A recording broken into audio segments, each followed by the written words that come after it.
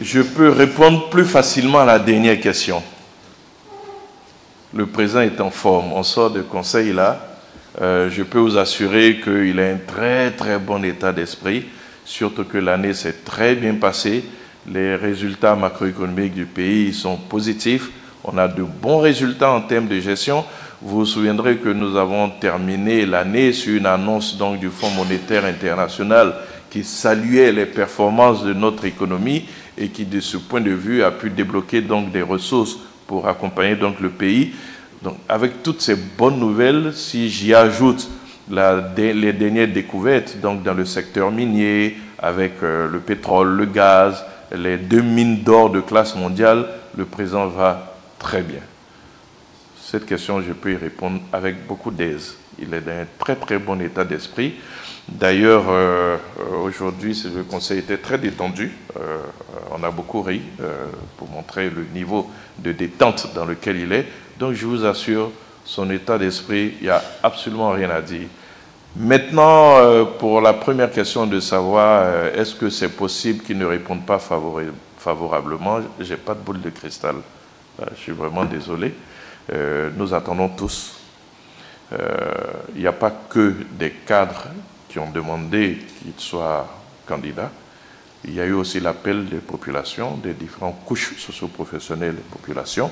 Il y a eu les femmes, il y a eu les jeunes, il y a eu les agriculteurs. Donc ça dépasse un peu le cadre unique des militants donc, du RHDP, comme vous l'avez donc laissé entendre tout à l'heure. Non, il y a une bonne frange de la population qui le souhaite. Très certainement au regard du travail qui a été abattu, très certainement au regard de la position que la Côte d'Ivoire a aujourd'hui. Je rappelle que nous sommes, en termes de puissance économique en Afrique de l'Ouest, le deuxième pays après le Nigeria. Quand vous regardez notre démographie, quand vous regardez nos richesses par rapport aux géants du Nigeria, vous imaginez donc les performances qui ont pu être accomplies pour nous permettre donc d'atteindre ce niveau. Je veux rappeler aussi que nous sommes dans les 10 pays d'Afrique les plus développés en termes de performance économique. Nous occupons la 9e place. Nous sommes le 3e pays francophone sur le continent, donc après l'Algérie et le Maroc, avec autant de performances. Je crois que les Ivoiriens ont raison de demander que le président continue parce qu'ils aiment leur pays. Ils veulent que leur pays soit développé, soit fort, soit puissant. Ils veulent que nous soyons une vraie puissance régionale. Et pour le moment, celui qui incarne cet espoir, il s'appelle Alassane Ouattara. Maintenant, tout le monde attend. Notre souhait le plus ardent est qu'il réponde favorablement. Et ils sont nombreux, ceux qui prient pour cela. Je veux bien comprendre ce qu'on appelle par dialogue politique et pourquoi. On a eu un dernier dialogue politique.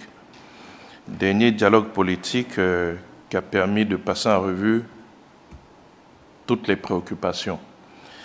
Une des conclusions de ce dialogue politique a été de dire que nous sommes désormais un État de droit, où toutes les institutions sont installées et où elles fonctionnent. Et la recommandation de ce dernier dialogue politique a été de dire que tous les problèmes qui relèvent d'une institution doivent leur être posés. Tant que nous étions dans une forme de, je dirais, transition où toutes les institutions n'étaient pas installées, on pouvait comprendre qu'il était important que tous les acteurs s'asseyent ensemble pour voir comment apporter des solutions. Mais le constat a été fait que toutes les institutions sont installées et qu'elles fonctionnent. Maintenant, il faut s'adresser à ces institutions. C'est cela la consolidation de l'état de droit. Donc, pour ce qui est en tout cas de l'appel de l'opposition, bon, on la note, mais qui commence par poser les préoccupations qu'ils veulent poser aux institutions dont ces préoccupations-là dépendent. Et si peut-être il n'y avait pas de solution, en ce moment-là, ils pourraient envisager cet appel. Mais pour l'heure, les institutions sont là. Si c'est des problèmes qui relèvent de la justice, ben, qui s'adressent à la justice. C'est des problèmes qui se relèvent donc de l'Assemblée nationale qui s'adresse, donc je dis du Parlement qui s'adresse au Sénat ou à l'Assemblée nationale. Si c'est des problèmes qui relèvent de la gestion de l'administration du territoire, ils peuvent s'adresser. Si ce sont des problèmes constitutionnels, eh bien voilà, là aussi, donc la Cour constitutionnelle existe. Non, toutes les institutions fonctionnent. Il faut qu'on apprenne à faire fonctionner nos institutions.